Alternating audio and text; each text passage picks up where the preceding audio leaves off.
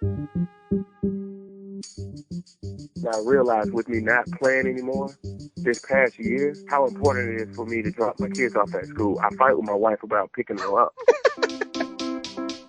Hey everyone, welcome to the Life of Dad Show. Here in the Life of Dad Show, we talk with athletes, actors, entrepreneurs, CEOs, musicians, entertainers who've all made a name for themselves, but the one thing that is most important to them is being a dad. On this week's edition of the Life of Dad Show Rewind, I'm showcasing the interview I did with Deion Branch. I talk with Deion about winning a Super Bowl with the Patriots, his great foundation, and of course, fatherhood. Deion Branch was great on the field, but even better off the field. So let's get into it for this week's edition of the Life of Dad Show Rewind. Here's my interview with Deion Branch. Before we get into the interview, here's a word from our sponsor. This week's edition of the Life of Dad Show Rewind is brought to you by Tumsy. Does your baby hate tummy time? Experts recommend up to 30 minutes of tummy time every day to encourage fine and gross motor skills and help develop strong arms, neck, and shoulder muscles. Tumsy is designed for babies who are old enough to hold their own head up on their own and can be used until your baby has learned to crawl. The unique design allows for babies to be positioned on their tummies on a 15-degree incline, letting your baby engage with toys, games, or books, and easing the frustration that many babies feel during tummy time. Tumsy makes tummy time happy time. For more information, visit tumsy.com. That's TUMZEE.com. Hey everybody, it's Art Eddy, and on the line, I'm very happy to have Super Bowl 39 MVP Deion Branch. Thanks for taking the time, Deion. How you doing today, sir? Doing pretty good. Thank you all for having me. Oh, my pleasure, man. I grew up in New England, so a lot of my friends are kind of jealous that I'm getting to talk to you.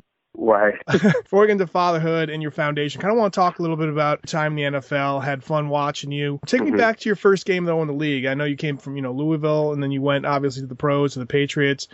What will you always remember about your first game that you actually played as a professional? My first game was the Pittsburgh game, my rookie season. I mean, there was a lot of great things and great moments in that one game in particular for me.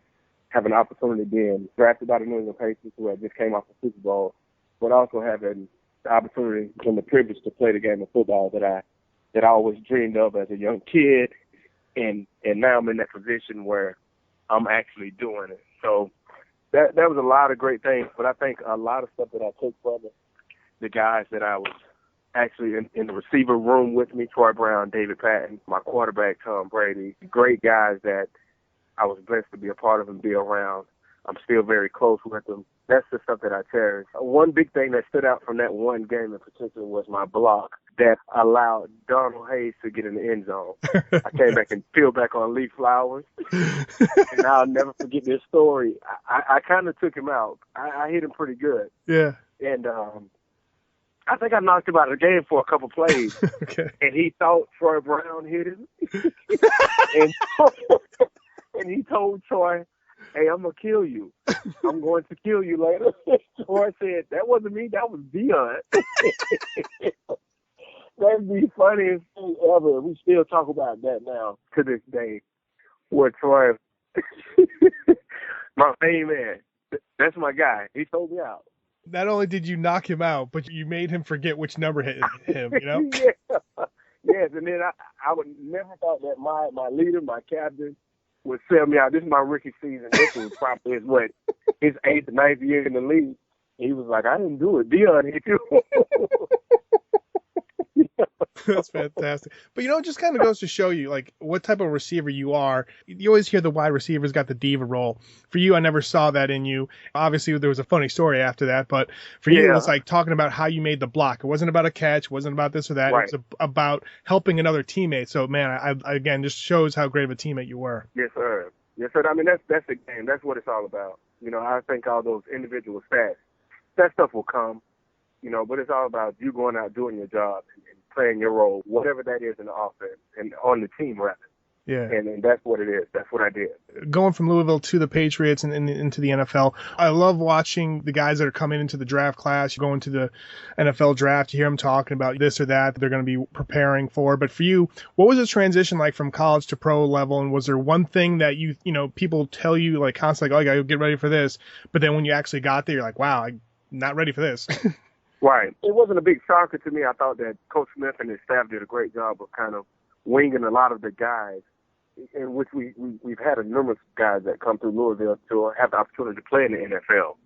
But they did a great job of making sure they prepared us on the football field and all. And then also my strength coach, Joey Kent, he was one of the guys who's been in the game for a long time. He was one of the guys that pulled me to the side and told me all the things that he knew that I would need to know before heading to that draft. What I need, how much I need to weigh, all this stuff. You know, he always knocked me on my height. That was his big thing. Like, look, you can't do anything about your height, but your weight, you know, because I was sitting around 180-ish, and he told me, you'll never get drafted at 180. So he put on a couple pounds. I put on about 12 pounds for him because I clearly thought that was totally against me. And actually, I think he knows exactly what he's talking about. So just having the right guys around me, you know, and that was Coach Smith's thing. Also, too, just kind of what you said right there about gaining weight. And I always find it fascinating when the off season hits. I know you guys have some downtime and trying to, you know, relax with your family and friends, but what is your regiment like when you were playing and you had the off season? Like I know you were very dedicated, but what was it like to being like, all right, I don't have to go to training camp or I don't have to go to practice, but what were you doing to stay in shape for the NFL? Oh man, just a lot of, me personally, I ran track and stuff, so I'm always doing a lot of running. Okay. I'm always doing a lot of running, and guess what? I still feel like I'm playing ball because I'm still training as if I'm playing. And I know I'm not playing, but I still feel good. It's just all about, it's a healthy living. That's the first thing. Yeah. You know, I want to live a long time, man, and I refuse to allow my health be the issue of me not having that long life. Me personally, staying in the gym, just doing a lot of running, going to the track. You know, I'm never the one that's going to go and throw up the gym. I hold my own weight. I'm not in the gym lifting 300, 400, 500 pounds. Yeah. You know, but and that's mainly it. Me personally just did a lot of running, a lot of push-ups, a lot of sit-ups, and that was basically it. Nice. You know, doing some yoga, Pilates here and there, okay. things of that nature. But for the most part, a lot of running. Very cool. Playing, like you said, your quarterback was Tom Brady. Must have been like a wide receiver's dream. Yeah, it seems like you two, though, both had great verbal and non-verbal communication on the field. Right. Brady was great with reading the defenses and what they're going to bring or what they weren't going to bring or how things were changing up. But when he changed it and made an audible, and was there like maybe a hand or a look that he would give you? It's like, yeah, this is going to you. No, because as receivers, you know, we break the huddle. We kind of give Tom that stare, like, throw me the ball. But you don't say it. And I can see Troy doing it, David Patton and David Gibbons. It's like we all got that eye looking at it like, hey, I'm open before the play even happened. Yeah. But I think all the preparation going into each game, you kind of have an idea because Coach Belichick did a great job with the staff as far as making sure they threw all kind of different things at us in practice. So that once we saw it in practice and we kind of realized, okay, this is this look that happened in practice. Tom went here with the football. Okay, here's a different look, and Tom went here with the ball. So when those things show up in the game and you kind of see the defense change, you already know in your mind, you kind of have an idea. I mean, that still don't give you the opportunity to take a playoff. Yeah. But you still have an idea in your head where the ball is going or where it should go. Nice. Or if you're going to be ready to take out a defensive back. All right, exactly. You do that too. Yeah. They're probably both ranked up there with you, but Super Bowl 39, you did win the MVP. The first one for that, when you guys went back to back, that was the first time you won the Super Bowl. But was one sweeter than the other because was it the first one, or was it one you won the MVP, or are they equal in rank? I think they're all equal. Hold on, let me back up. The first one, you're on that high, and then once you get to it again, that same feeling comes back. You know, I don't want to say, hey, they're all equal games, but what I'm trying to say is I don't treat this game any different than the other game because it's the Super Bowl. Yeah. You know, the objective is to go out and win the football game. You make it to the Super Bowl and lose, what's the difference? You get what I'm saying? Yeah. What's the point of going to the Super Bowl and lose? Yep. But overall, you know, that first one was a great one. My second year in the league, I'm like, man, this is crazy. You know, you have guys that been playing 15 years, never get the opportunity to make it to a Super Bowl. Yeah. And here I am, my second year in the league, and we took full advantage of it. We won the game, and then have the opportunity to go again the next season. It's crazy. Now, this one, you realize, like, this is crazy. There's not too many teams that go back to back. And win. Go and win that, and win, exactly. Yeah. And win. I mean, we had Buffalo who went 4 times. Yeah. But they lost all 4. I truly appreciate and very thankful that I had the opportunity to play in both of them. You know, and then also have the opportunity to go to the one in Indianapolis in 2012, and which I wish we would have got that one too. But Yeah. The Giants were a better team. That would have been crazy if you guys got that one. Oh, yeah, it would have been great. It would have. Last question before we get into your foundation and fatherhood. You were playing for the Patriots, and you went off to the Seahawks, and you came back to the Patriots. Was it kind of like a high school reunion when you came back in the 2010 season? Yes, that was crazy. Even the whole process was crazy. How weird it's amazing how God kind of make things happen and how things unfold. I leave, and I'm gonna be honest. Even though I left, I still left on good terms. Yeah. The organization and I was no bad blood. It's just that we couldn't come to an agreement. I wish we could have. Yeah. Wish we could have, but we didn't, and that stuff happens. That's what's going on nowadays. It's even worse now. So yep. you get what I'm saying? It's even worse now. It's amazing. I can't even believe it's the NFL. The amount of things that's going on now. I leave, and then I go to another great organization in Seattle. Played 4 good years between Coach Holmgren, Coach Mora, and Coach Carroll. And the week of the trade, Randy Moss gets traded to Minnesota, and then it's just like, hey, Deion's out there. And I get traded back. It was just so crazy, but just to be back in the atmosphere, be in the locker room with the guys. These are guys I started with. They're the guys I wanted to finish with. So that was great, man. That was great. The timing was perfect. And too, what you were saying that when you left on, good terms, I think it's not always indicative, but I feel that sometimes, especially when fans or, the paper, the media be like, oh, it's sad to see him go. He'll definitely be missed. And there was no venom spewing on either side, even from the fans too. So I think when you came back too, everyone's like, yes, he's back. Yeah, exactly. Like they knew that I was coming back. It was crazy, wasn't it? Yeah, no doubt. Still now, talk to the fans about playing. Oh, it's over. I'm done. Kind of want to talk about the good things off the field that you've done. Okay. Before we talk about fatherhood, let's talk a little bit about your foundation. Definitely put links up at Life of Dad for people to check out all the good work you do. For those who haven't checked it out or know about it, tell us a little bit about your foundation and also, too, what inspired you to create this. Yes, well, my foundation was started back in 2004, and for those who want to go online, it's DeionBranchFoundation.org. DeionBranchFoundation.org. A lot of guys started their foundation off for different reasons. Me personally, mine was near and dear to me because my son, DeAndre, he's a twin who diagnosed viral meningitis a couple of days out of the hospital. I felt like there was a need for me to go and help not only for my kid, but also for other kids who's been affected by this disease and also other many small various diseases that we also contribute to. And that was my thing. That was my whole reason. We've been going pretty strong since then. Each and every year, my wife and I, she makes sure she gets me going. I don't want to get any credit for this. My job is to make sure I show up, and she pretty much lines up everything. This lady, she does a great job of making sure, we're donating to the right organizations, for us to get out and do this charitable work that we all should be doing in the community. Yeah. And she do a great job of that. Each and every year we do a Christmas shopping for, I would say, underprivileged kids. And Thanksgiving, we also donate charities and also take families out for Thanksgiving. There was a couple years where I did some things where we took some badly abused women on Valentine's Day, just took them out, let them get pampered. Things that they deserve, the things that she get all the time. So I was like, listen, let's do something for some other women other than yourself for a change. Wife, please. But no, she was all for it. Yeah. She lined that up, which was great. The past 3 years we've been doing the Derby City Festival mini marathon down in Louisville, Kentucky, which we'll be doing again this year in April. All the proceeds will be donated to the foundation, in which we will donate. We'll pick 5 various organizations to donate the proceeds from the race to those different organizations. That'll be in April. And every year I have 2 football camps. One is in Louisville, Kentucky, and one is in Albany, Georgia, where I'm from. Okay. And pretty much all the proceeds from that, we donate that as well. Yeah, she keep me pretty busy. I'd say so. Keep me pretty busy. Especially like you said, like keeping things up at the gym, hanging out with your family, and then doing this, man. I think a lot of people look up to you, especially with not just with your playing days in the NFL and what you were able to accomplish with the Patriots and the Seahawks and such, but also I think what you're doing with the Deion Branch Foundation. So keep up the good work. Again, we'll put up links at Life of Dad, DeionBranchFoundation.org. And what you're doing is also a good reflection of what morals you want to instill in your kids by leading by example. So with that, let me ask you, what are some of the morals you look to pass on your children? I know charity is one of them.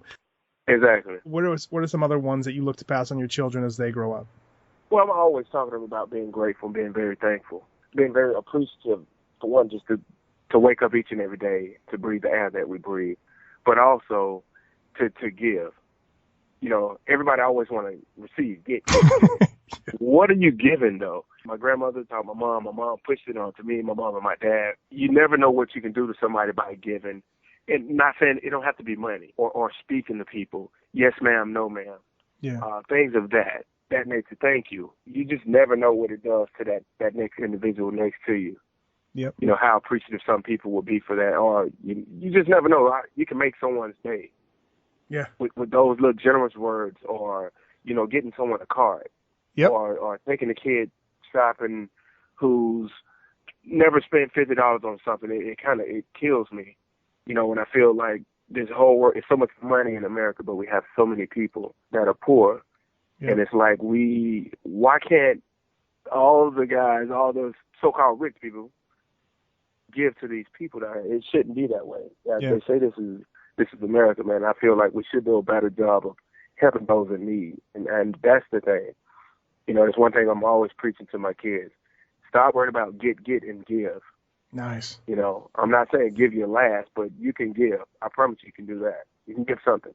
Well said. Yeah, we need more guys like you out there instructing our kids. That's great. Yes, sir.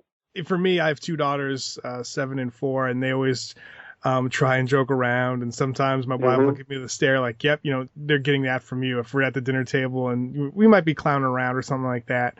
But for you, man, what are some of the traits that you see in your children? Like, yep, they get that from me. Yeah, I'm always talking to my wife about, and all of them are fast. Yeah. But let her tell it. Now, I ran track too. I'm like, but sweetheart, listen, this is what I did for a profession. I was paid to run away from guys. Okay, so she ran track at the University of Louisville with me as well. Nice. And she was a stellar athlete. I promise you, this woman received Athlete of the Decade, and I'm just trying to figure out who was on the panel that voted that. I'm not hating on you, sweetie, but I just need to know who was on the panel. How did you get Athlete of the Decade of all the athletes in school?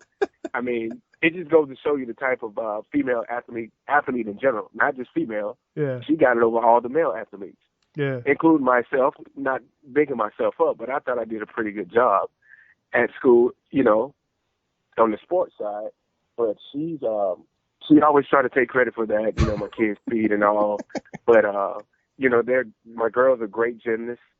They're the future of our USA team. I promise you. Nice. You're gonna be tripping out. We're talking about this now. 10 years from now, you're gonna be like he said it. Yeah. But I truly believe that those girls, they're very strong-minded. They got a lot of will, a lot of passion.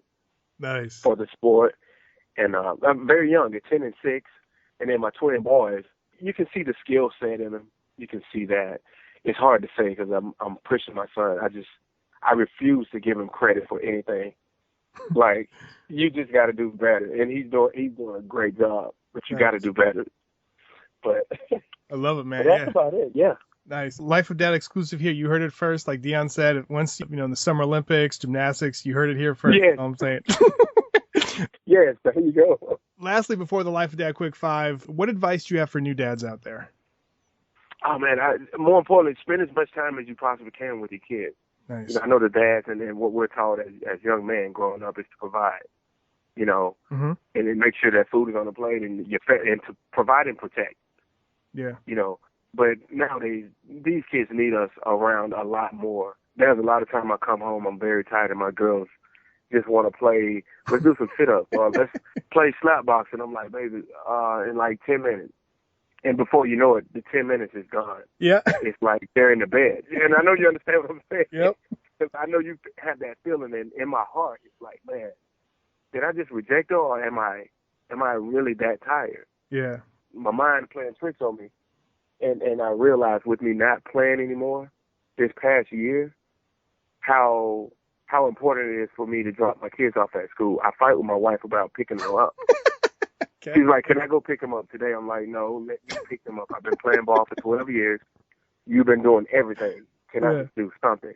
Yeah. You know, and I think that's what it is, man. Spend as much time with these kids as you possibly can. I know the guys are very tired, but just like I said, you never know what that one moment or those 5 minutes will do, or you say thank you to that individual.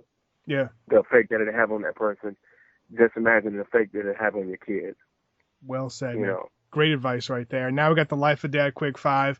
Do you guys have a favorite family movie you guys like to watch together? Favorite family, you know what? My kids are still into the Lion King mode for whatever reason. Okay. Watched all the Lion King, and what's the new one out? Oh, this is another thing that's killing me as far as sitting down and really watching these kiddie movies. Because I never really watched cartoon growing up. Yeah. So, but I have to do it. But, you know, the Lion King, because of my baby, she's still sick. So, okay. Yeah, that and Frozen. Yes, that. That, yes. Frozen. I'm telling you, the soundtrack plays all day in the house. Okay, that leads to my second question. Do you guys have a favorite family song that you guys like to listen to? Oh, no. You got to understand, there's too many women in the house. Oh, so I'm outnumbered 3-1, so I got you on that one, man. You got me? Yeah, I let them do their thing. I can hear all the songs they're singing and all the playing. I mean, you know, we kind of joke around in the car, you know, probably going to church or something like that. But as far as favorite family song, probably not. They can answer that one better than me. Okay. Describe the perfect family vacation. Perfect family vacation. I would say we went to St. Lucia last year, and we had a great time last spring break. Nice. We had a great time, and it was almost to the point like, this is our location. This is where we're going to bring the kids. It was, you know, which was crazy. It was all inclusive. Yeah. Everything. It was great. And when you think of St. Lucia, you always think about honeymoons and more of adults, but they have this special location for the entire family, and we had a ball. Nice. And I think that's the thing we're going to continue to do. Awesome. Yeah, all inclusive is definitely cool when you have kids, because like, I want more ice cream. I'm telling you, okay, there you great. go. Yes, because my son loves to eat all day, so Nice. You can go do whatever you want to do.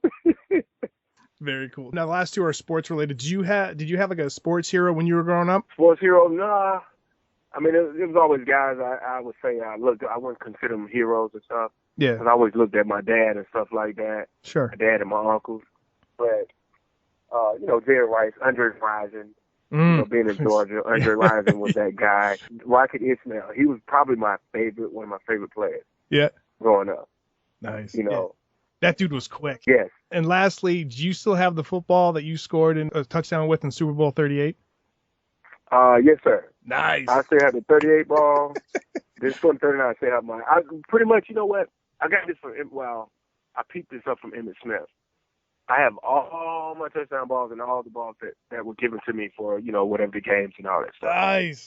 Nice. I remember hearing them say this, like, keep all your footballs, because this is what you're going to cherish the most. Yeah. This is for your kids and your kids' kids, for them to see. You know, it's an accomplishment for them. You get what I'm saying? Yep. There's one ball I don't have. I scored a touchdown in 2011 divisional game against the Broncos. Yeah. And I threw it about 40 yards in the air in the stands. If somebody can call me and give me that ball back, that'll be great. That's the only one I don't have. The rest of them I have. I chunked the ball at least 40 yards. I interviewed Mike Allstott, and he said this exact same thing. Like, he's like, I kept them. He's like, I gave 3 to like each of his brothers and 1 to a kid in the stands who was in a wheelchair. And he's like, other than that, I kept them all. Yes. Here's some advice. Hopefully it's not on there. You know, people are listening. If that, you know, if fate would have it, someone's listening who caught that ball, but maybe check eBay. And I hate to say that. There you go. Yes, it may be that. It may be that. I'm telling you. Deion, thank you so much for taking the time. People, check out DeionBranchFoundation.org. Of course, we'll put up links. Continued success with everything you're doing with your foundation and just being a great father. We appreciate you sharing that stories with fatherhood, and you have a great day. All right. All right. Take it easy. Thanks. You too. Bye. Thanks so much for listening to the Life of Dad Show. You know where to find us, lifeofdad.com, and on Twitter and Facebook.